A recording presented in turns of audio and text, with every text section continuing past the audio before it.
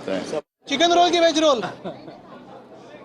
आदित्यजी 6 खासदार शिवसेनेत गेले खरे, सेलिब्रेशन होण्याऐवजी शिव्यांची लाखोळी वाहिली जाते, उलट घडतंय असं वाटतंय कुठतरी? मला वाटतं पहिली गोष्ट म्हणजे आपण हा शब्द वापरणं की शिवसेनेत गेले ते मिंदेच्या टोळीत गेलेले आहे, आणि दुसरं म्हणजे मिंदेंच्या टोळीची संस्कृती काय आहे ही जगासमोर आलेली आहे।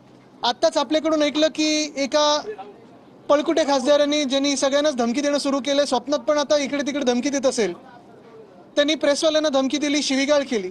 पण मला एक सांगा, सकाळी केली, रात्री केली, कधी केली आहे? म्हणजे नाही म्हणजे ते मूड मधून कुठच्या बाहेर आलेत नाही आलेत हे आहे।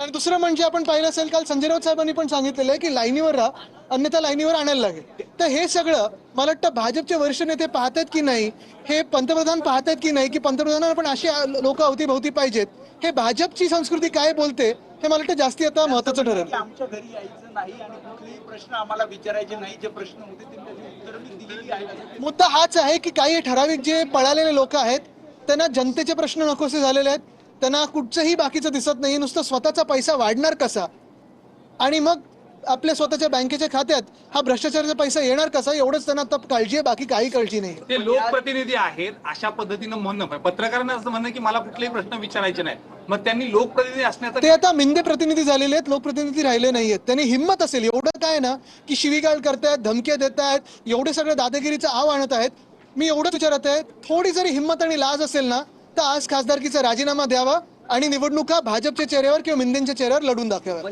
एवढं दाखवा। म्हणजे प्रेसला शिवीगाळ करतात, लोकांना धमके देतात, कार्यकर्त्यांना धमके देतात, हे सगळं एका बाजूला, एवढं जर हिंमत असेल, एवढं जर दम असेल तर राजीनामा द्या आणि निवडणुकीला सामोरे या, हिंमत दाखवा, चला।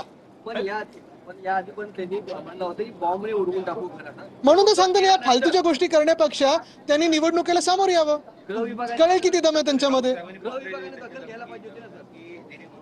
बघा, ह्या राज्याचे गृहमंत्री मुख्यमंत्री आहेत, आता ते कुठपर्यंत त्यांच्या कर्तव्याचं पालन करतात हे आपल्याला कळेल, की राजकारणात ते पण खेचले गेलेत, की त्यांचे हात बांधले गेलेत हे पण कळेल। याला लागूनच या सगळ्या खासदारांना Y+ दर्जाची सुरक्षा व्यवस्था आहे। Y+ दर्जाची सुरक्षा व्यवस्थेमध्ये पत्रकारांना धमकवणं, शिवीगाळ करणं, या सगळ्या म्हणजे त्यांना सुरक्षा आहे, पण इतरांचं काय? हेच तर आम्ही विचारत आहोत। आणि ही सुरक्षा मग कशासाठी दिली, कोणासाठी दिली? म्हणजे लोक यांच्यापासून सुरक्षित राहावे की ह्यांना लोकांपासून धोका आहे, हे देखील आपण पहा।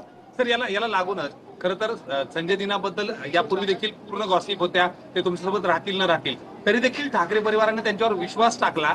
विश्वास टाकल्यानंतर आज ते ज्या पद्धतीनं वागतायत, खरंच हे कुठतरी मला वाटतं हा नालायकपणा आहे। आणि जसं मी सांगितलं ना, स्वतःमध्ये दम असेल तर राजीनामा देऊन निवडणुका आत्ता लढवा, आत्ताच्या आत्ता लढवा। पासपोर्ट नागरिकता का आधार नहीं रहेगा, केंद्र सरकार द्वारा ये स्पष्ट